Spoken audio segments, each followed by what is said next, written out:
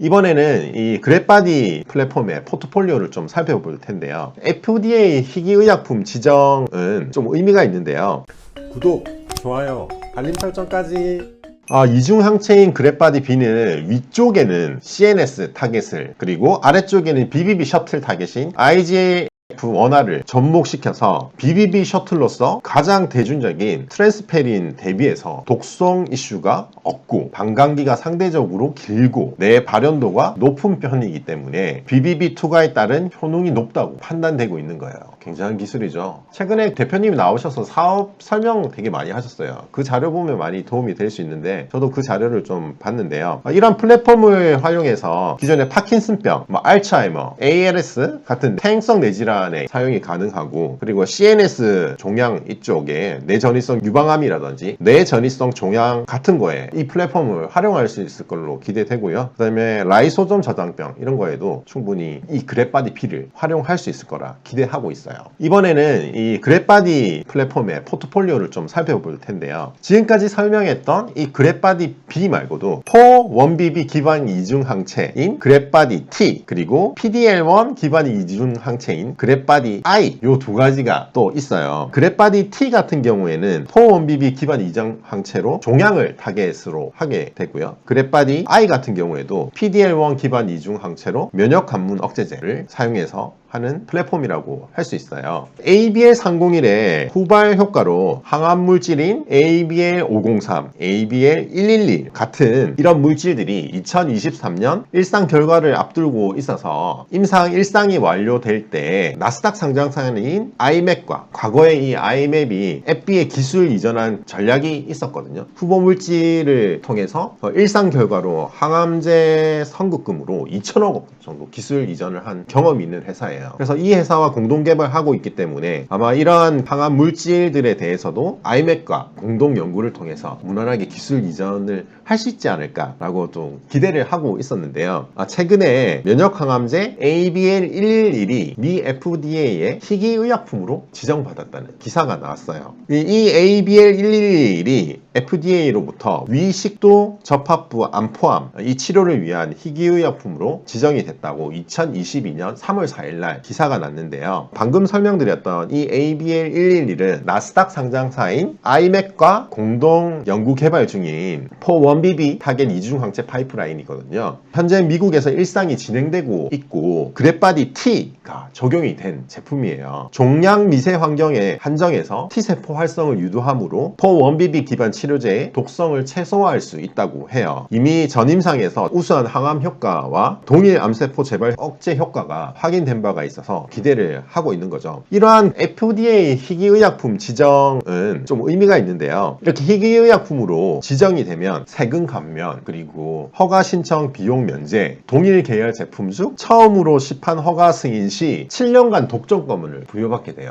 장점이 있는데 이 의약품에 있어서 7년간 독점권을 부여한다는 건 특허를 그만큼 늘려주기 때문에 사실 엄청난 거거든요. 그래서 대한민국의 많은 회사들도 이러한 희귀의약품으로 지정받으려고 그러한 전략으로 해서 제품을 개발을 하는 경우가 지금 굉장히 메인이라고 볼 수 있죠. 특히 한미약품 같은 경우에는 이 희귀의약품 기반으로 개발을 하려고 많이 노력하고 있는 것으로 알고 있어요. 이러한 국내 제약 기업들이 희귀의약품 시장에 진출에 적극적으로 나서고 있어요. 그래서 왜 희귀의약품을 하는지 자세히 설명을 드리면, 희귀의약품 시장 규모가 크지는 않지만 신약 개발 경쟁력이 치열하지 않고 정부의 다양한 혜택이 있어요. 이 우리나라 기업들이 미국에 진출하기 위해서는 이 제도를 활용하는 게 엄청나게 효과적이에요. FDA 희귀의약품 지정은 미국에서 20만 명 미만에 영향을 끼치는 희귀질환 치료제를 목적으로 난치병 또는 생명을 위협하는 질병의 치료제 개발을 적극 장려하기 위한 제도예요. 한번 생각해보면 간단하게 이해할 수 있어요. 이렇게 어떻게 보면 시장이 작잖아요. 희귀 질병에 대한 의약품은 개발해도 돈이 안 될 가능성이 크잖아요. 그러면 아무도 그걸 개발하지 않게 돼요. 그래서 이런 혜택들을 통해서 희귀 질병에 대한 의약품을 만들도록 이런 인센티브를 줘서 제약회사들이 할 수 있도록 도와주는 거예요. 근데 사실 여러 회사들이 이러한 희귀의약품으로 제품을 발견해서 개발하고 난 뒤에 적응증을 늘려나가서 좋은 선례들이 생겨나기 시작한 거예요. 그래서 이제 이런 회사들이 먼저 희귀의약품으로 지정을 받고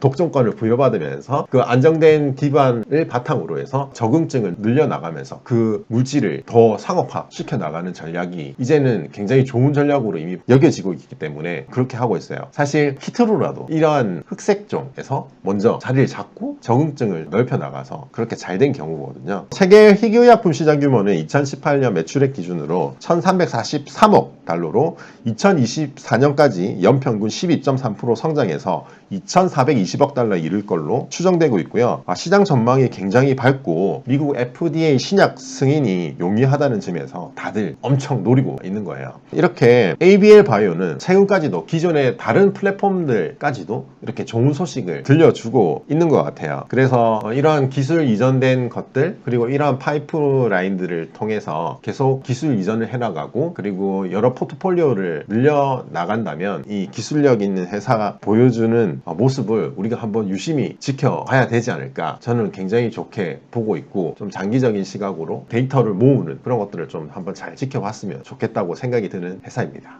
물질들이 기본적으로 뭔가 개발이 되면 어떤 질병에 있어서 치료제가 나오는 건지 아니면 기존의 치료제에 업그레이드가 되는 건지 궁금하거든요. 새로운 신약 물질을 만들 수도 있고 그리고 업그레이드도 동시에 진행하게 되겠죠. 어쨌든 이 이중항체라는 것이 기존의 것들은 그냥 항체, 의약품이 있었는데 이중항체, 두 개의 항체를 이용해서 부작용을 줄이고 방광기를 늘리고 BBB 투과율을 높이는 이러한 장점이 있는 것으로 이렇게 개발이 된 거라고 볼 수 있는 거죠. 기존의 단일 항체가 가져왔던 것보다 좀 더 이중항체를 통해서 그러한 장점을 가지는 이중항체를 개발하고 있다고 보시면 될 것 같아요. 그 ABL 바이오가 아까 산오피랑 계약했을 때 일상까지는 ABL에서 하고 그 뒤로는 산오피가 하잖아요. 근데 그 이상이 제일 어렵고 제일 탈락도 많은데 계약으로 이 주식을 사기에는 너무 위험 부담이 큰 거 아닐까요?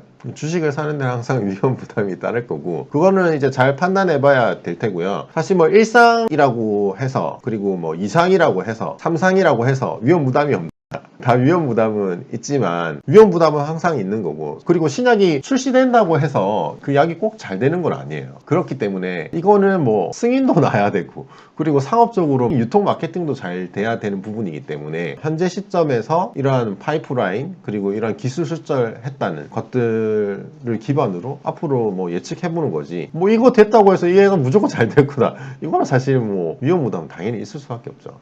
산오피가 이거를 그러면 그런 위험 부담에도 900억 원의 계약금으로 한 거라면 자기들 내부에서 판단했을 때는 굉장히 유망하다. 이거는 진짜 상업화까지는 거의 최소한 한 80% 계산이 나와서 이렇게 준 거 아닐까요?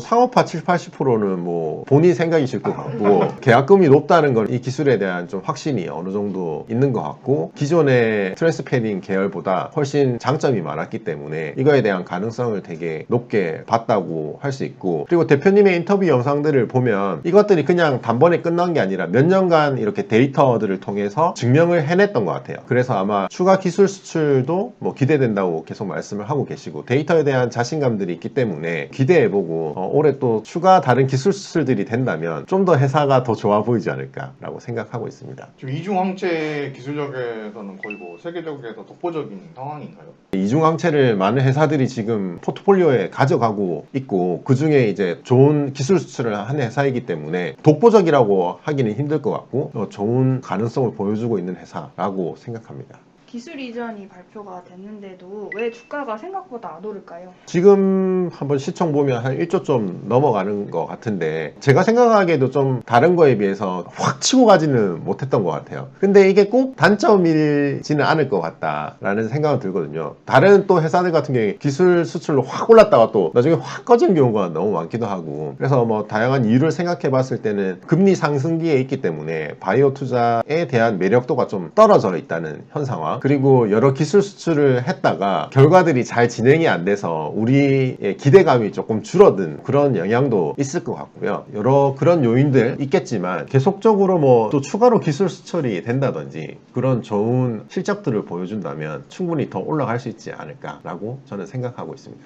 기사를 보니까 ALB 바이오 이 계약금 문제가 굉장히 시끄럽던데 이게 실제로 받긴 한 거겠죠? 최근에 기사를 봤을 때도 이제 받았다라는 기사가 나왔더라고요. 저는 사실 무조건 이거 웬만하면 받는데 이렇게 못 받을 거다 뭐 이런 의문들을 가지는 것 자체가 우리나라에서 지금 바이오주에 대한 불신이 굉장히 치솟고 있다라는 저는 사실 굉장히 그런 생각이 많이 들었어요. 일단은 제가 확인하기에는 이제 계약금 받았다고 뭐 대표님이 뭐 기사도 내시고 하신 것 같고, 하지만 이 바이오주가 힘든 것 같다. 그리고 금리 상승이라든지 이 여러 안 좋은 상황에서 성장통을 겪고 있는 것 같다. 하지만 바이오주 투자는 약간의 도박성을 가지지만 기술력 있고 믿는 회사를 조금 잘 지켜보시는 인내가 필요할 것 같고, 하지만 추후에 성공과 실패에 따라서 엄청 출렁거릴 가능성이 큰 주식이다. 이런 것들을 좀 고려하시고 투자를 고려하시는 게 좋을 것 같아요.